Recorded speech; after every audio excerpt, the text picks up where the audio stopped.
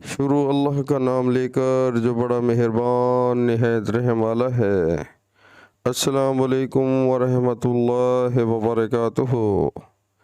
और जब मूसा ने अपनी कौम के लोगों से कहा कि भाइयों, तुमने बछड़े को माबूद ठहराने में बड़ा जुल्म किया है, तो अपने पैदा करने वाले के आगे तौबा करो और अपने ताईं हलाक कर डालो।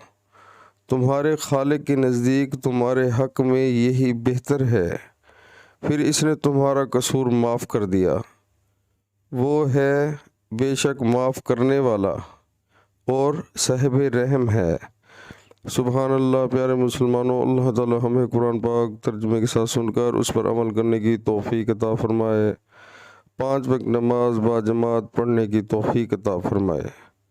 प्यारे मुसलमानों, अल्लाह ताला हमें नज़र की ख़यानत करने से भी महफूज फरमाए। झूठ बोलने से अल्लाह ताला हमें बचाए।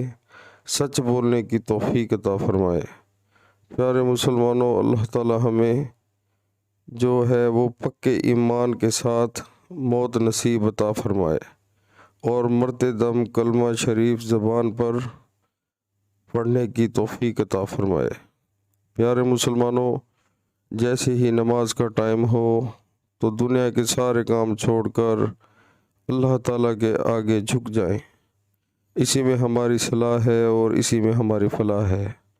प्यारे मुसलमानों, हम जो है दुनिया को बहुत ज़्यादा अजीज़ रखते हैं और अल्लाह ताला के हुक्म को छोड़ देते हैं। इसी वजह से आज हर दूसरा बंदा परेशान है। तो प्यारे मुसलमानों, आज अगर हम अल्लाह ताला को भूल जाएंगे तो रोज़े क़यामत वाले दिन अल्लाह ताला भी हमें भूल जाएगा, कब्र में भी भूल जाएगा। तो प्यारे मुसलमानों, ये दुनिया की सारी रंगीनियाँ ख़त्म हो जानी हैं। ये माल और दौलत, पैसा, औलाद, हर चीज़ ख़त्म हो जाएगा और जब हम कब्र में जाएंगे तो सब हमें दफना कर चले जाएंगे।